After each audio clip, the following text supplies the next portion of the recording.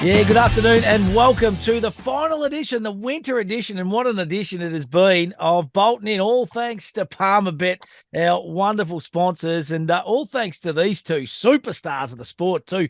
They may be living overseas, but I'll tell you what, they know everything that is going back here in regards to racing. I'm speaking of Shane Anderson and Adam McGrath. How are you, boys? Matty, great to see you. Adam, good to see you as well. Yeah, it's certainly been a fantastic Winter Carnival. A lot of fun.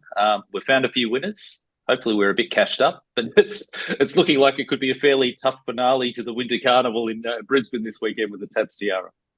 And a few Yeah, wins. The Matty, blokes have been absolutely amazing, Had. Seriously, it's been a huge, 8 or 9 weeks, tipping the lights out, the both of you, you guys, and getting plenty of V for the Palmerbet followers. And I can just see the online presence really starting to build. And it's a shame that we're going to kind of probably pull the pin on it until the spring, boys, because you boys have got a great following, Ads.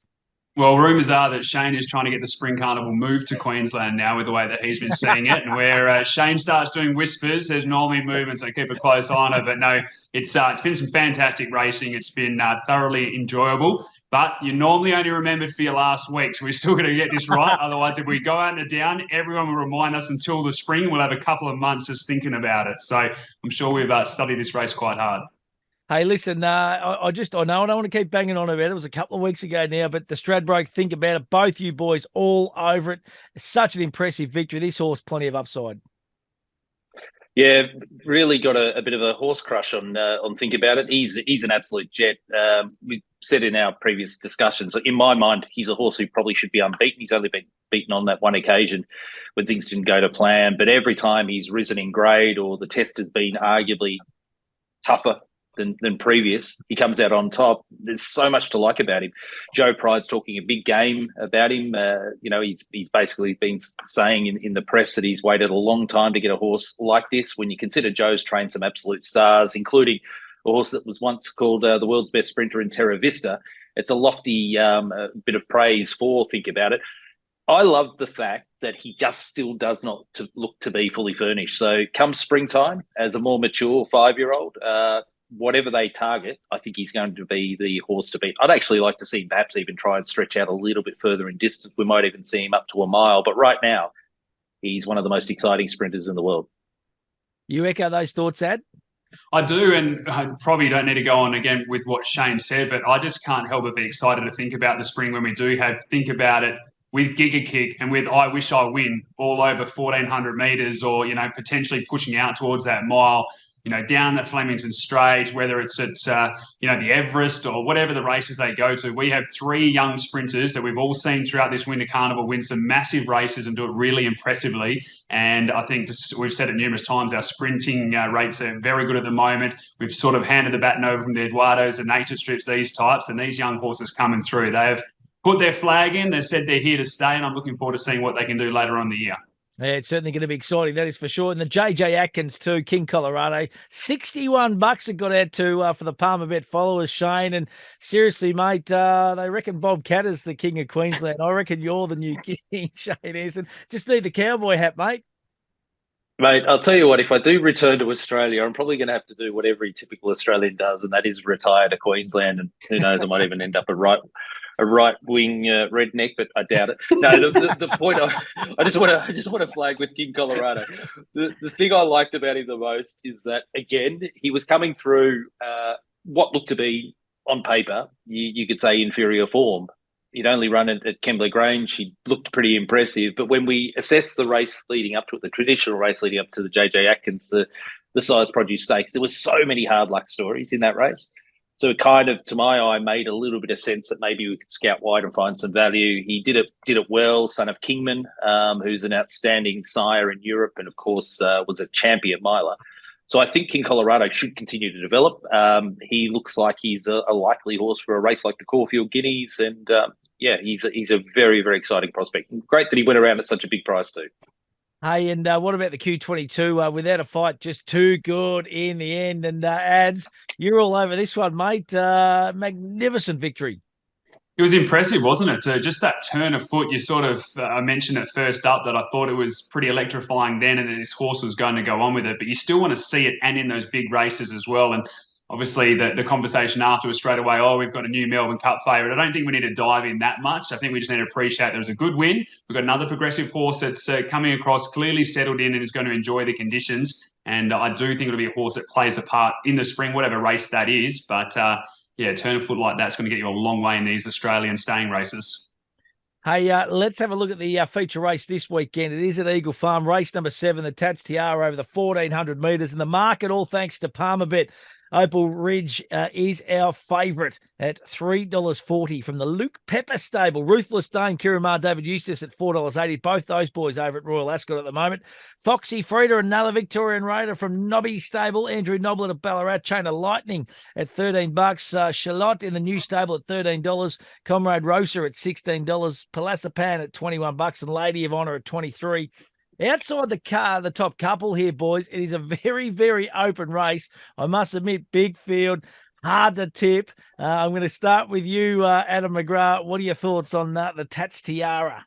Well, I'm going to start by saying there was a horse that I was weighing up, and I know that Shane has gone with a value bet, so I'm going to leave that one to him, and I've sort of gone with 2 middle-of-the-range ones, but I like where he is thinking about that runner. So my best bet, and they're both around that sort of $10, $11, $12, my best bet is going to be Shaylo. I do like that this horse has won the 6 from 18. The stable is absolutely airborne at the moment. Benny Thompson is riding as well as anybody, and you can rely on him up there. With the scratchings, this horse is going to jump from 7, so I'm hoping that they're going to be able to sit a little bit closer. This horse carried the 57 kilos in the Kingsford Smith, and I do think that's important to take note when you are looking at some of these horses that have been running around with 52.5 or 53 kilos. Now they have to step up. This horse has done it with that weight on the back. In that Kingsford Smith, it ran the fastest 400 at 200 and then the third fastest 200 to finish, and that was behind, obviously, Think About It and also Converge, who was flying on the rail. So that's some pretty handy form lines when you look at that. I like that this horse, Mr. Stradbroke, I think they've sussed it out. This horse doesn't back up very well, likes the gap between runs. So I think all of that points to a really good showing at a nice each-way price. Said the value bet, I was going to go the way that I think Shane has gone. If he's changed his mind, I'm going to look silly. But number 5, Chain of Lightning, is the one I'm going to give a chance to as well. 6 wins from the 14 starts, was 3 wide throughout in the Stradbroke and still ran 6. Was unlucky in the Sangster, still ran 4th then. I like that Luke Nolan goes back on. I think this horse has performed best when he's been in the saddle. Post-scratching, he's probably going to jump from 5 or 6. So, again, should be able to go forward and get into a really nice spot. And I know the horse is probably better in soft conditions, but I'm not too worried about how it does go in a good 4. I think it's just been a victim of circumstances, which is why it hasn't won more in those conditions. So, again, as I said, I think you're sort of pushing towards $12 to $14 for this horse. I like that it'll be in a real prominent position. Shaylo will be sort of midfield, worse than midfield and running on strongly. And hopefully one of them can salute in the Group 1.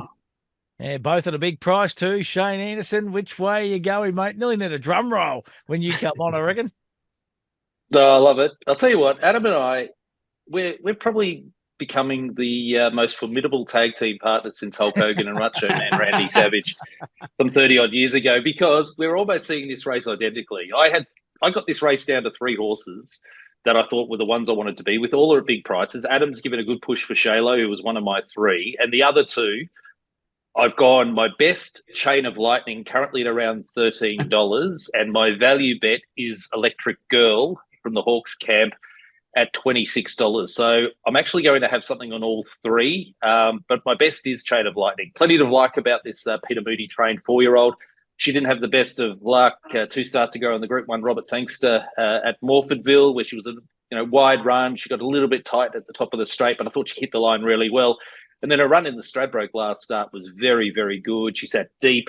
She was still trying really hard over the concluding stages. She wasn't beaten too far there in finishing 6th.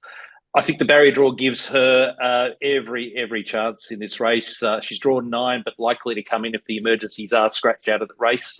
So she's drawn perfectly. She can begin well. So I'm expecting Luke Nolan to perhaps have her on pace, not in front, but certainly relatively close to the speed. And from there, I think she's set to give a huge performance. So my best Chain of Lightning around $13 each way. My value bet, Electric Girl, $26 at the moment from the Hawks camp. She's a very consistent mare. She resumed with a win in the Group 2 Millie Fox back in February. She ran 3rd then in the Group 1 Canterbury Stakes after leading. Look, she wasn't beaten far in a George Ryder. And then, of course, she flopped her the most recent run in the All-Age Stakes. What I love, she's been given a break, a freshen up. She trolled enormously well last week at Randwick, and she's drawn ideally for a mare that's got natural speed. She either leads or perhaps box seats directly behind the pace. They're the two I'm most keen on, but I really, really support Adam with his shout there on Shalo. So we've given you some options there at good prices, $13 and above for this race. But for me, Chain of Lightning the best, the value bet, Electric Girl.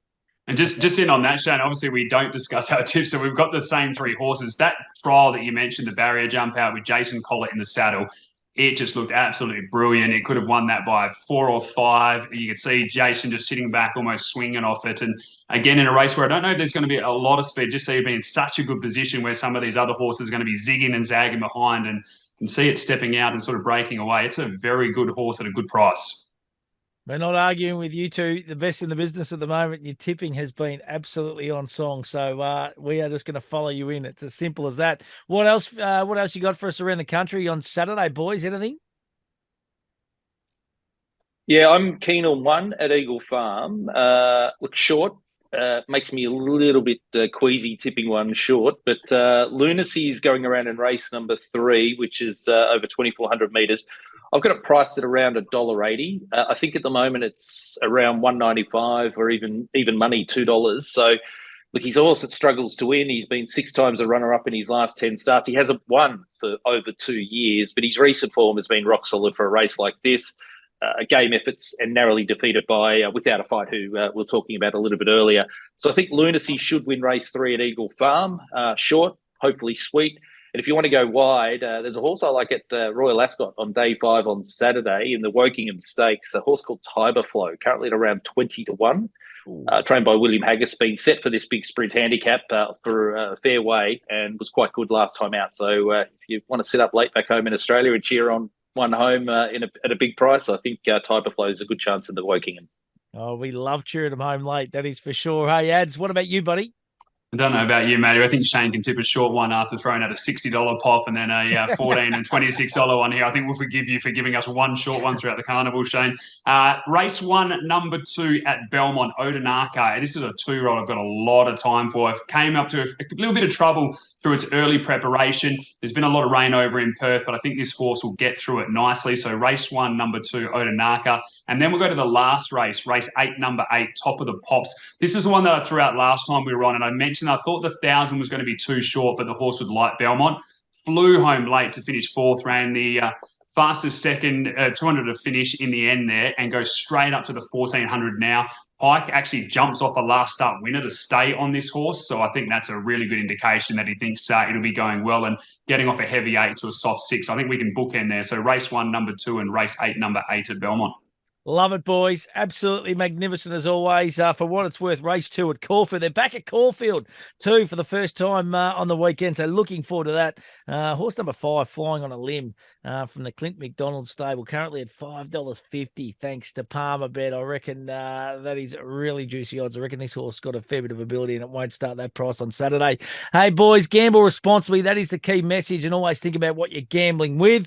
Looking forward to obviously having a little bit of a spell with this show, but then we're going to come back and hit pretty hard for the Spring Racing Carnival, which is going to be magnificent. There's some great horses, some great up-and-coming young horses coming through. And, well, you boys, let's hope you can finish with a bang this weekend. Always a pleasure to talk to you, boys, and have a wonderful week. Thank you, boys. Been an absolute pleasure, and let's hope we finish on a high. Yeah, it's been a lot of fun, guys. Good luck. Let's hopefully we find some winners on Saturday. Absolutely. And don't forget, download that Palmer Bet app. It's really simple to navigate. And as we always say, do it in a responsible manner. This is Bolton in, final Winter Carnival show. We'll be back for the Spring Carnival. Make sure you join us then.